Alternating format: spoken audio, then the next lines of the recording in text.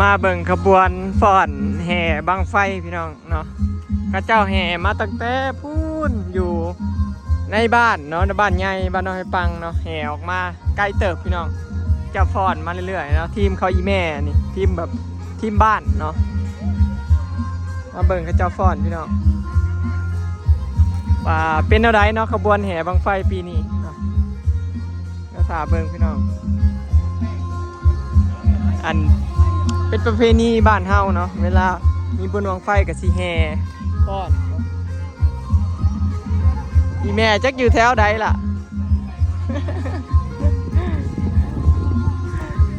โธ่มีแต่ถือบังไฟใหญ่ขนาดเลย มวนแน่นอนพี่น้องปีนี้เนาะยิ่งใหญ่อลังการบังไฟ10 ล้าน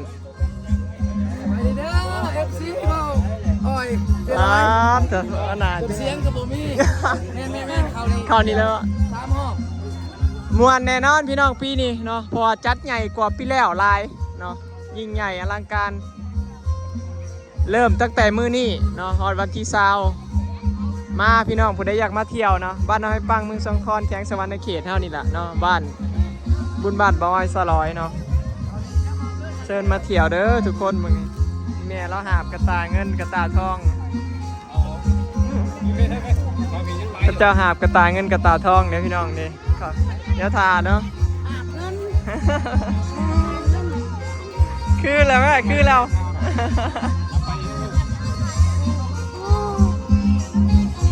เนี่ยเขาไปในวัดเนี่ยพี่น้องเนาะ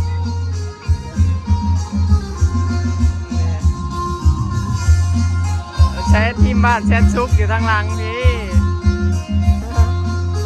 ไปแล้ว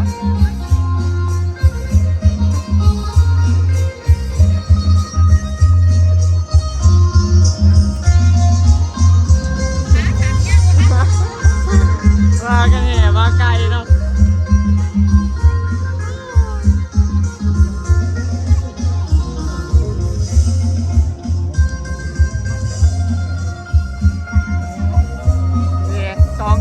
แม่ทารุ่นก็แม่ทาวอนอยู่พี่น้องแต่ยังไม่เห็นอีเมล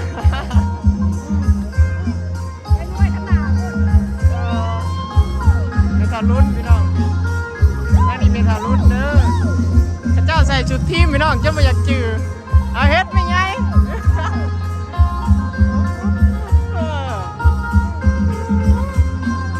คือเจ้านี่โวยยากฮัดพอดเลยเนาะอีเมลไปฮัดฟอน2 มือพี่น้องมือเดียวนี่แหละแล้วก็มาฟอนเลย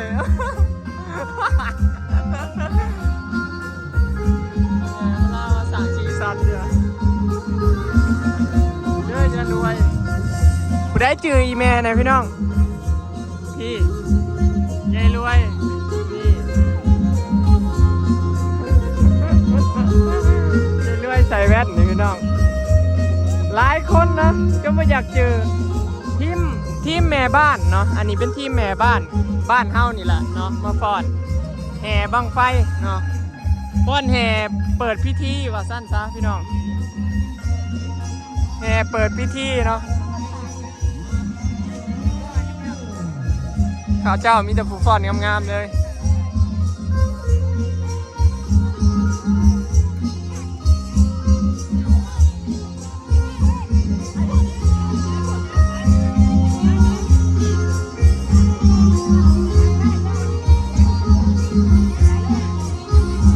ข้าเจ้าใส่กระโปรงเนาะอีเมลใส่กระโปรงขู่กับเสี่ยวเพิ่นแล้วก็ใส่เสื้อแดงเห็นบอกกระโปรงเพิ่นใส่ขู่มาต้องห่วงเรื่องฟ้อนงามดอกพี่น้องอีเมลแล้วฟ้อนงามอยู่แล้วเนาะมาต้องห่วงฟ้อนอ้อมวัดอ้อมศาลา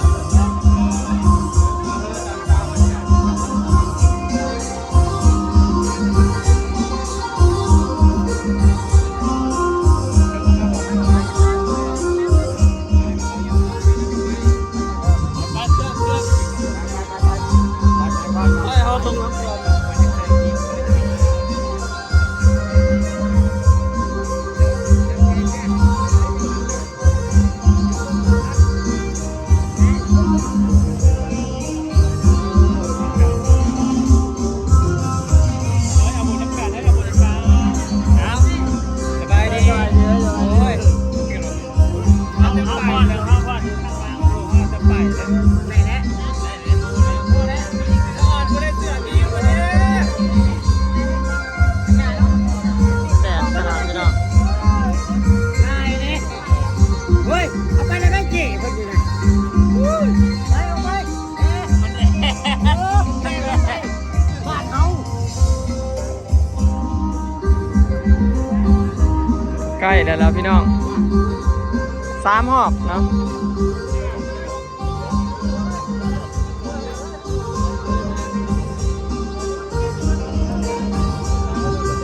อ้อมผมว่า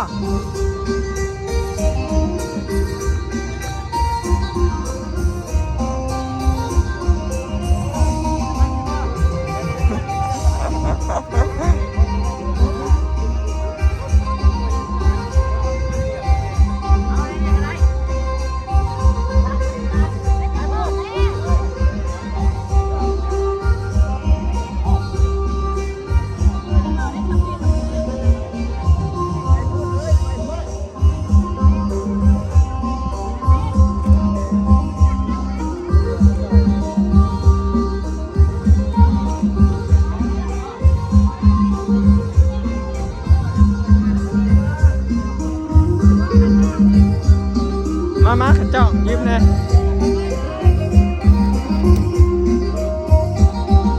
เยี่ยมโทรศัพท์มันฮ้อนมันถ่ายไปจากได้พี่น้องยังอีกรอบนึงเนาะอันนี้คือทีมกระบวนก่อนอันนี้อีกทีมหนึ่งพี่น้องทีมแม่บ้าน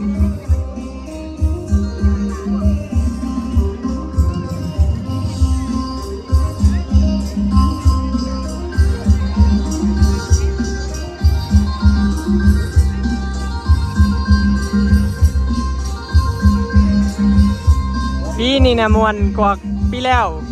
อีกพี่น้องมวนแน่นอนเนาะเพราะว่าจัดใหญ่ยิ่งใหญ่กว่าเก่าประมาณ 3-4 เท่านี่แหละเนาะเดินบอลสถานที่จัดงานน่ะก็เฮ็ดเถิกกว้างขวางกว่าเก่าเนาะกว่าเก่าหลายเลยแหละบ่อึดแต่บอลตั้งเนาะบอลจอดรถกับบ่อึดพี่น้องเนาะปีนี้คือว่าสถานที่อำนวยความสะดวกหลายพี่น้อง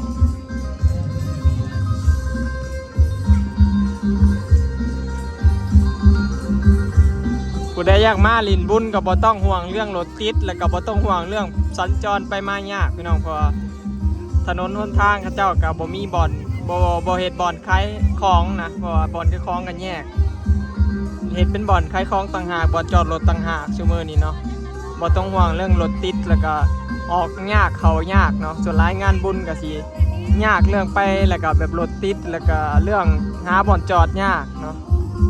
แต่ว่างานนี้นะบ่ต้องห่วงพี่น้องบ่อึดบ่อนจอดเนาะแล้วก็ออกง่ายเมื่อง่ายกลับง่ายมาง่าย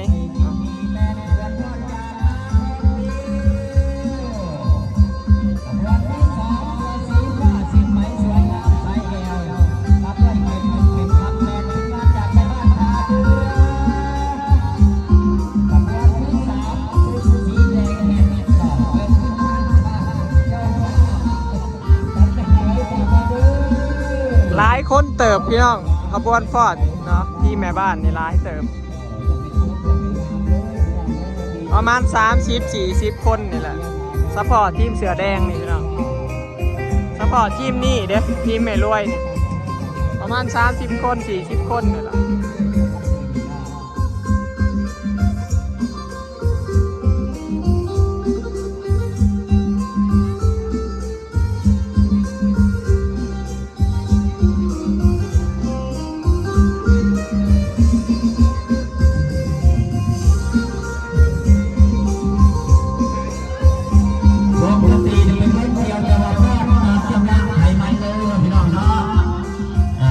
เป็นจักรพรรดิสวยงาม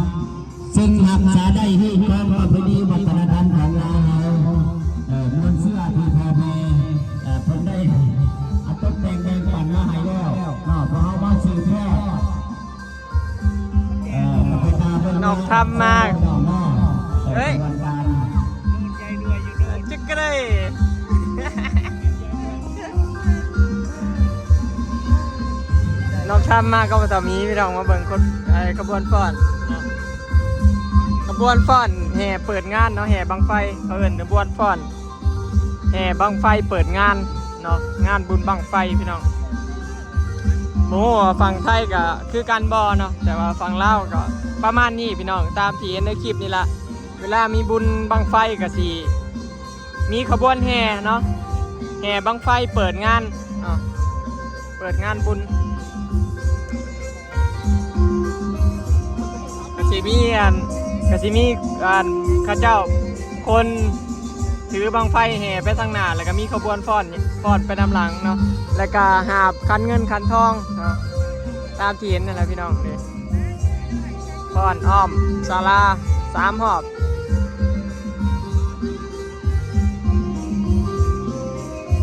แต่เห็นกับเจ้าฟ้อนนี่ก็เป็นตะม่วนแหละแม่นบ่พี่น้อง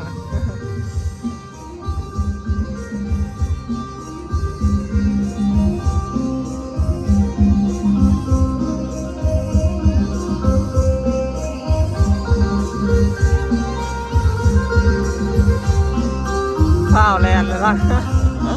ฟาดซ่าข้าวแลนด์ไปแล้ว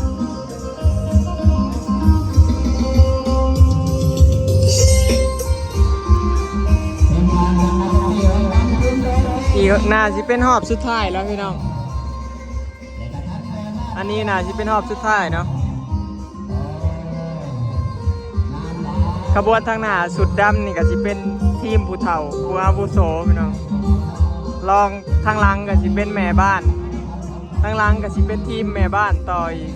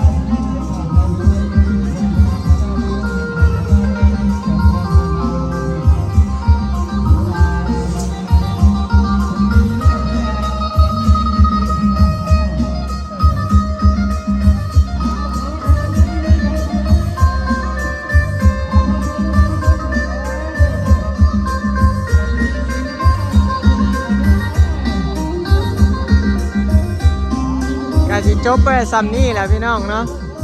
งานแห่ขบวนแห่บังไฟกับประมาณนี้แหละเนาะทางฝั่งลาวเฮาเนาะคลิปนี้ก็สิขอเก็บภาพบรรยากาศไว้ซ้ำนี้เด้อพี่น้องเนาะ